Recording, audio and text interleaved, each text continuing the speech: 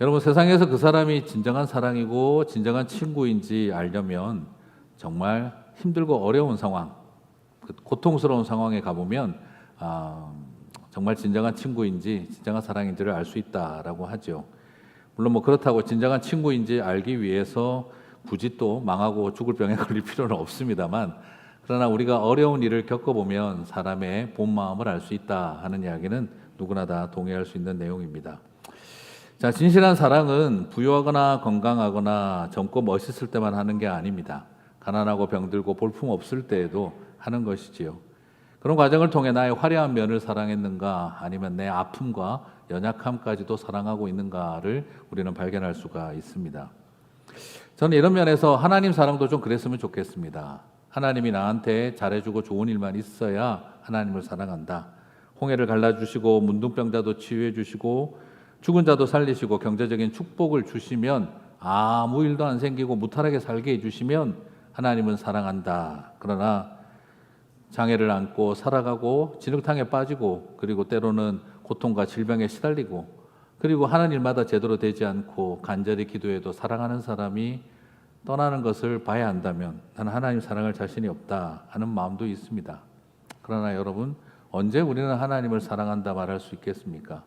힘들고 어려울 때에도 진실하게 사랑할 수 있는 마음이 참된 사랑 아니겠나 하는 생각을 해봅니다. 왜 그렇게 할 수 있냐 그러면요, 주님께서 우리를 또한 그렇게 사랑하시기 때문입니다. 우리가 일을 잘하고 우리가 훌륭하게 살기 때문에 주님이 저와 여러분을 사랑하시는 것은 아닙니다. 정말 하나님은 우리가 죄인 되었던 자리, 그리고 부족하고 무너진 모습으로 살아간다 할지라도 포기하지 않고 끝까지 사랑하셨기 때문입니다. 주님은 우리를 그렇게 사랑해야 하지만 우리는 주님을 잘 해줄 때만 사랑할 수 있다면 이것은 뭔가 약간 어긋난 사랑이라는 것이죠. 자, 그러다 보니까 우리 안에 사실은, 그러나 이게 쉽지는 않아요. 그러나 주님이 우리를 이 쉽지 않은 사랑을 하셨다는 것을 기억할 필요가 있습니다. 로마서 5장 8절을 봅니다.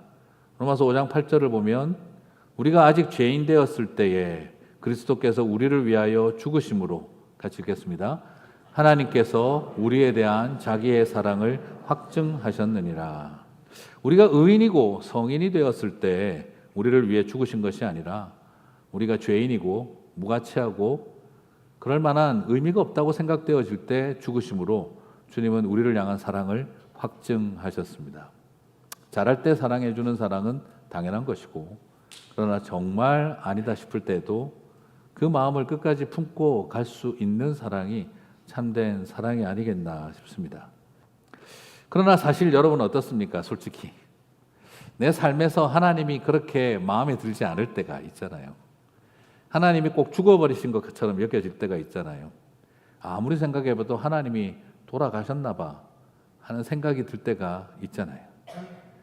오늘 이야기를 등장인물들은요, 신이 죽은 것처럼 여겨지는 정도가 아니라 자기 눈앞에서 신의 죽음을 목격한 사람들의 이야기입니다. 하나님의 무덤이 어디에 있나 싶지만 하나님의 무덤 앞에 들어가 본 사람들이 오늘 등장인물들입니다. 마리아와 그 여인들은 예수님의 죽음을 눈으로 보았습니다. 신의 죽음을 보았습니다. 하나님의 죽음을 보았고 하나님의 무덤이 어디에 있는지도 알고 있는 사람들입니다. 온 세상을 살릴 구세주로 알았는데 그런 놀라운 분이 벌거벗기워져서 사람들에게 조롱당하고 두들겨 맞으며 채찍 맞고 침뱉음 당하며 그렇게 옆구리에 창이 찔리고 피를 쏟으며 쓰러져가는 모습을 바라보면 사람들은 맥이 확 빠질 지경입니다. 자기도 구원을 못할 이가 누구를 구원한다는 것일까? 사실 그 정도면은 내가 모든 것을 포기하고 따라다닐 만한 가치가 있는가 하는 질문이 생기겠죠. 실제로 매우 단순한 3단 논법입니다. 신은 죽지 않는다. 예수는 죽었다. 예수는 신이 아니다. 그렇게 실망하고 다 떠나버린 제자들처럼, 그를 신뢰하고 믿었던 사람들이 다 등 돌리고 돌아섰던 것처럼, 이 단순한 3단 논법 하나로 예수님은 더 이상 우리에게 희망이 아닙니다. 신은 죽지 않는다. 그런데 예수님은 죽었다. 그러므로 예수는 하나님이 아니다. 그들은 그렇게 실망하고 좌절하고 돌아섰습니다. 그런데 주님의 그런 죽음을 보고도 실망 가득한 자리를 지키는 여인들이 있었습니다. 제자들도 떠나버린 그곳을 끝까지 찾아가는 여성들이 있었습니다.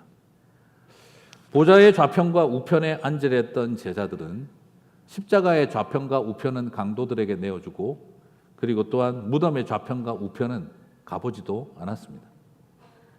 그러나 그 여인들은 무덤을 찾아가서 예수님을 그 아무런 의미 없이 실패한 듯한 그 시신을 존귀하게 여겨서 그 길을 갔습니다. 그리고 그들은 무덤의 좌편과 우편을 지켰습니다. 사랑하는 성도 여러분, 누군가를 사랑한다면 영광받을 때만 사랑하는 것이 아니라 고난받을 때도 사랑하는 일 아니겠습니까? 그 고통과 고난 중에 등 돌리는 사람을 바라보면 배신의 아픔보다도 더 큰 것은 사랑이 아니었구나 하는 것을 깨달을 때 받는 충격이죠. 오늘 예수님을 사랑한다고 했지만 그들은 단순한 3단 논법으로 예수님을 결정했습니다. 신은 죽지 않는다, 예수는 죽었다. 그러므로 예수는 아무것도 아니다. 그리고 그들은 돌아서는 일에 당연하다고 생각을 했습니다. 하지만 그 실패와 좌절과 죽음의 자리에서도 이 여인들은 예수님을 찾았다는 것이죠. 여러분, 부활의 아침은 언제 왔을까요? 부활의 아침은 그냥 막연히 어느 날 예수님이 다시 살아나셨다 이야기가 아닙니다. 하나님이 가장 초라하게 죽은 장소, 하나님의 죽음이 확정되어졌다라고 여겨졌던 때에 주님은 부활하셨습니다. 그래서 오늘 저는 여러분에게 여쭙고 싶어요. 2000년 전 아리마대 사람 요셉의 무덤을 찾아서 예수님은 거기서만 부활하시는 게 아닙니다. 저는 여러분의 마음에 하나님을 묻어버린 그곳에서 주님의 부활이 다시 일어나게 되시기를 간절히 도전하고 축복하고 싶습니다. 무슨 말일까요? 많은 분들이 그때 그 사건 이후로 하나님을 마음에 묻어버린 분들이 많이 있습니다. 그때 그 일을 겪고 난 다음부터 하나님은 내 마음에 묻어버렸다. 내 마음에는 하나님의 보좌와 영광이 보이는 것이 아니라 내 마음에는 이제 하나님의 예수님의 무덤이 있다 하는 분들이 있습니다. 너무나 끔찍했고 너무나 아팠고 너무나 슬펐고 너무나 외로웠기 때문에 그때부터 하나님은 내가 내 마음에서 무덤이 되었고 하나님은 더 이상 내 마음속에 계시지 않는 묻어버린 분이 되는 것이죠. 오늘 저는 말씀드리고 싶습니다. 2000년 전 아리마대 사람 요셉의 무덤에서 예수님이 부활하셨느냐 아니냐가 중요한 것이 아니라 지금 여러분이 묻어버린 하나님은 그 마음에서 부활하고 부활하셨습니까? 라는 질문을 던지고 있는 것입니다. 예수님의 무덤은 이스라엘에만 있는 것이 아니라 우리의 마음속에도 있습니다. 저 멀리 이스라엘의 골고다 언덕에 있는 십자가, 그것은 사랑할 수 있지만 내 마음의 해골 골짜기에 서 있는 십자가는 사랑하기 어렵습니다. 아리마대 사람 요셉의 무덤에서 부활하신 예수님을 찬양하는 일은 할 수 있지만 내 마음에 묻어버린 하나님을 다시 부활의 아침에 만나기는 쉽지 않다는 것이죠. 살다 보면 그럴 때가 있으시죠? 아무리 생각해봐도 내 인생을 향해서 하나님은 돌아가셨나 봐. 하나님이 돌아가신 것 같아. 그러니까 아무 답이 없지. 하나님이 돌아가신 것 같아. 그러니까 아무 일도 일어나지 않지. 하나님이 죽었나 봐. 그래서 이렇게 부르짖어도 안 들으시는 거지. 평생을 드리는 기도를 주님은 정말 듣고 계신 것일까? 우리의 마음속에 그런 충격들이 있습니다. 우리의 마음이 하나님이 나를 버리셨다, 하나님은 죽으셨나 보다 하는 자리가 있습니다. 사랑하는 성도 여러분, 그런데 참 놀라운 것은 내 마음에 하나님이 돌아가셨나 보다 싶어 하나님을 묻어버린 그곳이 부활의 영광의 아침이 시작되는 곳이라는 참으로 기묘한 역설의 자리에 우리가 있다는 것입니다. 사랑하는 성도 여러분, 저 이스라엘에 가서 부활하신 주님의 흔적을 찾으려고 하지 마시고 내 마음에 묻어버린 하나님의 다시 한번 부활의 아침이 여러분의 마음속에 오게 되시기를 주님의 이름으로 축복합니다. 그렇게 말씀드리고 싶습니다. 예수님의 무덤을 찾은 자들이 부활의 아침을 보는 것입니다. 보좌 우편에 앉아서 좌편에 앉아서 세상을 호령할 생각만 하면 안 됩니다. 우리를 위해 생명 주신 주님의 무덤 옆에서까지 그 남은 시신까지 사랑할 수 있는 사람들에게 부활의 영광이 주어지는 것입니다. 위대한 비전과 야망을 가진 사람들보다 그 초라한 주님의 몸이라도 사랑하는 사람들에게 하나님은 그 소박한 사랑에게 은혜를 베풀어 주십니다. 보좌 위에서 하늘을 호령하고 천군을 거느리는 그런 영광스러운 하나님만을 높이는 사람들이 이 세상의 부활의 영광을 자랑하는 사람들이 아니라 그 무덤 옆에까지 찾아가서 그 육신을 닦으려고 찾아온 그 사랑하는 여인들이 바로 부활의 영광을 노래할 자격이 있다는 것입니다. 그러므로 잘 만들어진 무대에 예수님을 그 높은 곳에 십자가 세워놓고 수많은 천국 빵빠레 울리면서 부활의 영광을 노래하겠다 가당치 않습니다. 오히려 그 무덤을 찾아 이 향유를 닦으며 남은 이 육신마저라도 사랑하는 마음으로 무덤을 찾는 사람들에게 부활의 영광의 아침이 펼쳐지게 될 줄 믿습니다. 그러므로 사랑하는 성도 여러분, 하나님이 죽었다고 느껴지는 그곳에서 부활하신 주님을 만나게 되시기를 축복합니다. 여러분, 저 하늘 보좌에서 영광의 하나님 찾지 마십시오. 저 높은 보좌에 올라가서 부활의 주님을 만나려고 하지 마십시오. 그 낮고 더러운 무덤에 가서 부활의 주님을 만나실 수 있을 줄 믿습니다. 오늘날 우리는 어떤 기독교를 믿고 있는 걸까요? 힘 있는 기독교, 위대한 기독교, 높은 영향력을 가진 기독교를 믿는다면 우리가 정말 하나님을, 예수님을 제대로 만날 수 있을까요? 그러다 보니까 자꾸 어떻습니까? 하나님한테 속았다는 생각이 드는 겁니다. 그러니까 자꾸 예수님에게 속았다는 생각이 드는 겁니다. 예수 믿으면 부자 될 줄 알았고, 예수 믿으면 모든 병도 낫고 건강할 줄 알았고, 예수 믿으면 사고도 안 당하고 잘 살 줄 알았고, 예수 믿으면 자식들도 다 잘 되고 훌륭할 줄 알았는데 이게 뭐야 하는 생각이 드는 거죠. 그렇게 열심히 교회 가서 예배드리고 헌금하고 봉사했는데 이게 뭐야 하는 생각이 들 때 우리는 하나님에게 속았다는 생각이 드는 거죠. 왜요?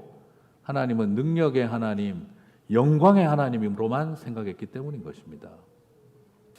그래서 오늘 저는 여러분, 그 루마니아의 그 리차드 범브란트라는 목사님이 있는데 1948년 공산 지하에서 아주 그냥 그 비밀 경찰에 잡혀서 14년간을 지옥 같은 옥살이를 했던 분입니다.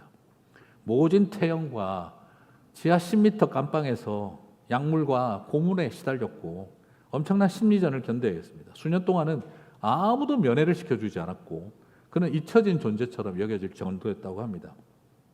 그럼 몇 년 만에 가족 면회를 허락해 줄 테니 엽서를 써봐라. 그러면은 가족들을 만나게 해주마.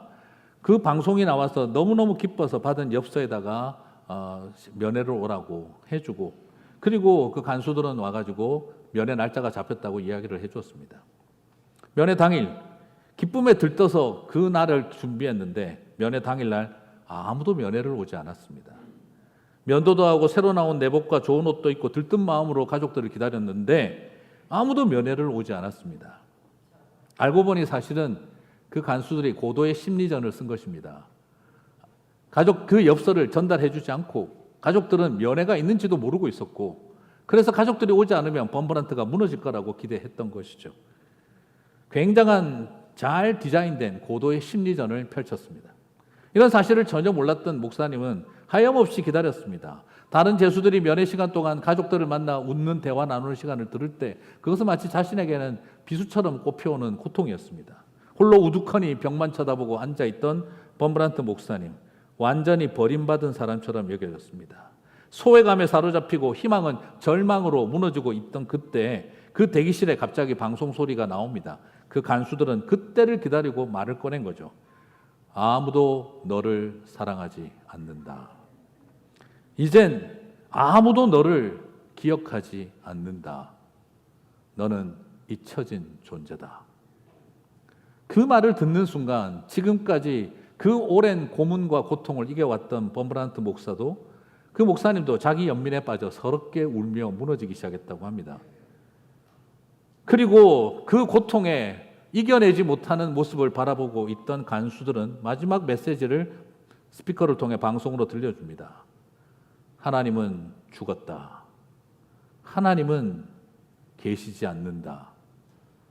그리고 신은 너를 잊었다라고 들려온 거예요.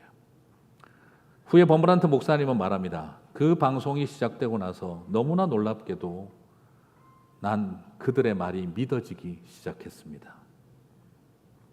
아무도 나를 사랑하지 않고 가족들도 나를 잊어버렸고 하나님도 나에게 관심이 없다. 하나님은 어쩌면 관심이 없는 것이 아니라 실제하지 않는 신인지도 모르겠다. 하나님은 죽은 신이다. 스스로가 그 생각으로 받아들이고 있었다는 것이죠. 신의 죽음을 느꼈던 그 순간, 하나님이 죽었다라고 느껴졌던 그 순간, 범브란트는 다시 마음줄을 붙들기 위해 엎드렸습니다.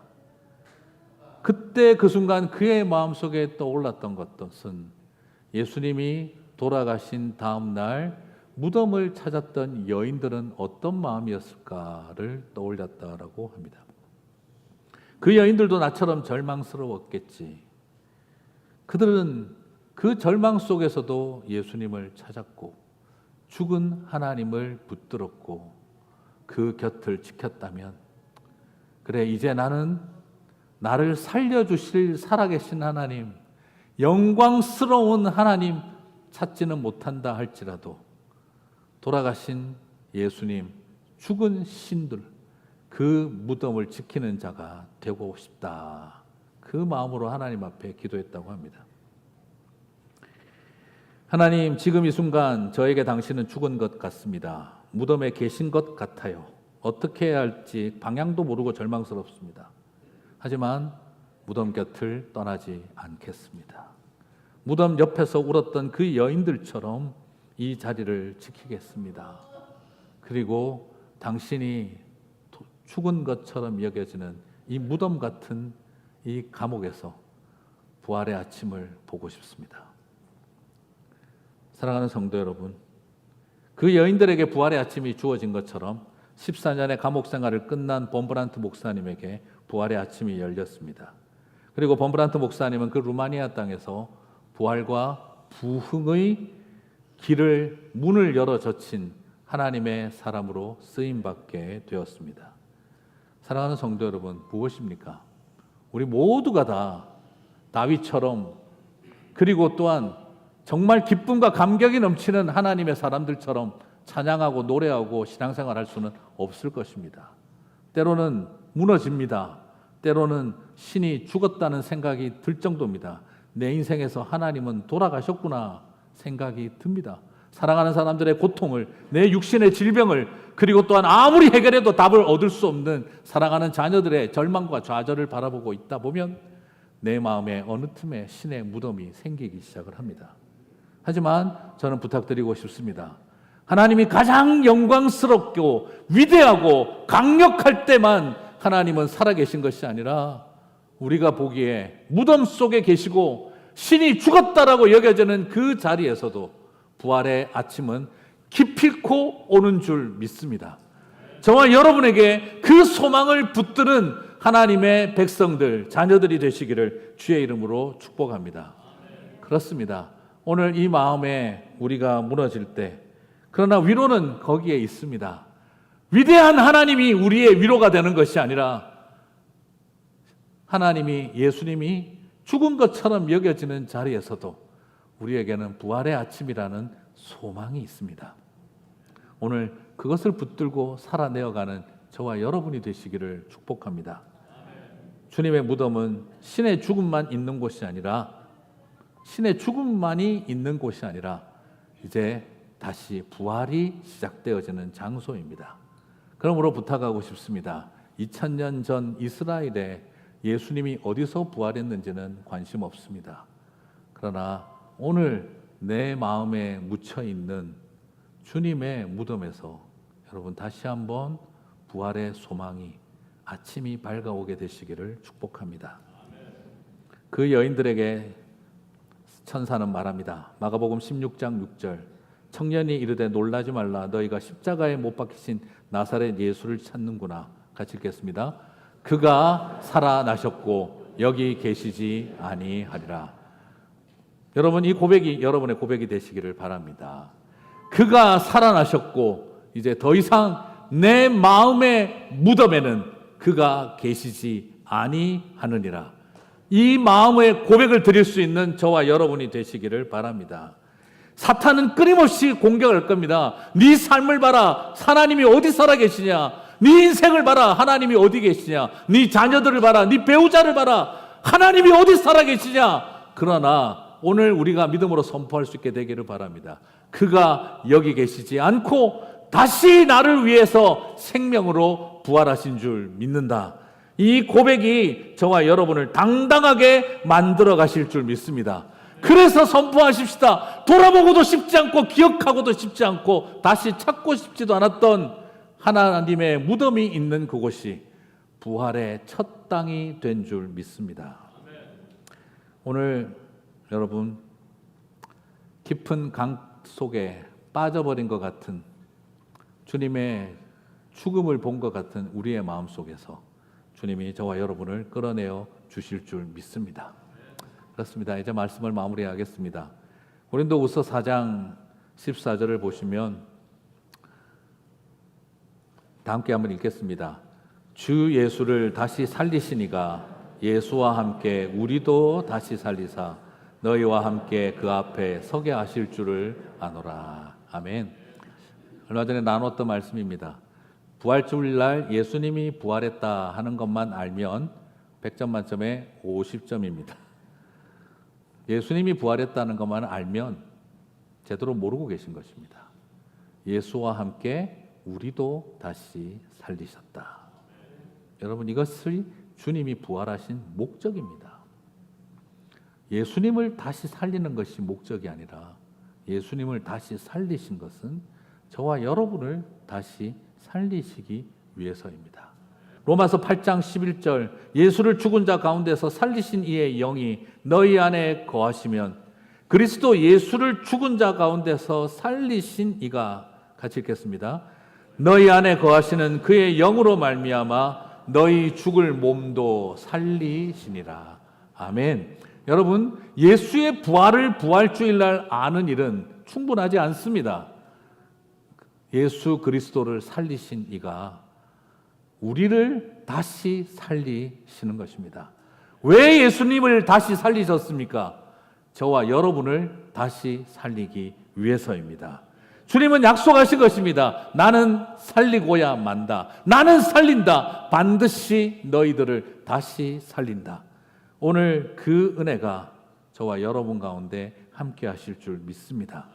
그래서 우리 교회는 전 그러고 싶습니다. 당하는 죽음에서 맞이하는 죽음으로.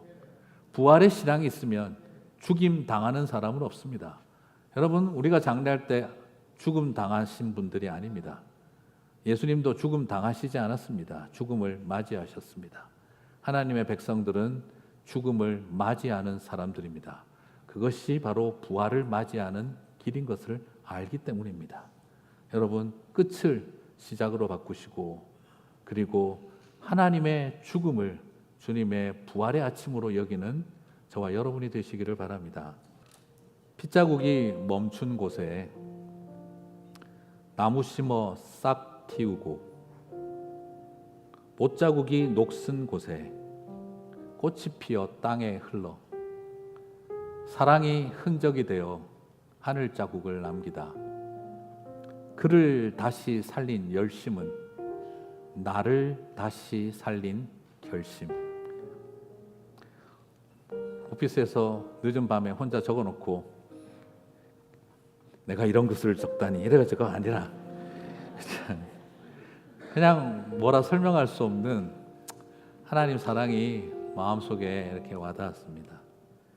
핏자국이 멈춘 곳이 새로운 생명나무에 싹이 트기 시작하는 시작이 되었고, 녹슬어버린 못자국이 남아있는 그곳에 꽃이 피어 땅에 흐르기 시작을 하고,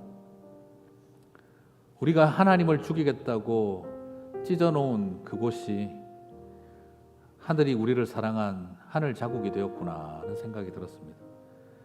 예수 그리스도를 다시 살린 열심은 결국 나를 다시 살리기 위한 하나님의 결심이었고 열심이었구나 하는 생각을 하게 되었습니다. 사랑하는 성도 여러분, 다시는 밤이 없을 줄 믿습니다. 햇빛도 쓸데없을 것입니다. 하나님이 우리의 영원한 빛이 그 되어주실 날이 올 줄 믿습니다. 다시는 눈물이 없겠고 다시는 슬픔과 고통도 없어지는 그날, 하나님과 우리가 영원히 함께 사는 그날이 기필코 있게 될 줄 믿습니다. 실수 없으신 완벽한 일하심으로 마침내 그날에 주님의 약속을 다 이루실 줄 믿습니다. 하나님이 죽었다고 여겨졌던 내 마음의 무덤 앞에서 오늘 부활의 아침을 여는 저와 여러분 되시기를 바랍니다. 그날은 반드시 올 것이며 주님이 다시 오실 그때 이 땅에서 우리의 기다림과 눈물이 하늘의 영원한 위로로 채워질 줄 믿습니다.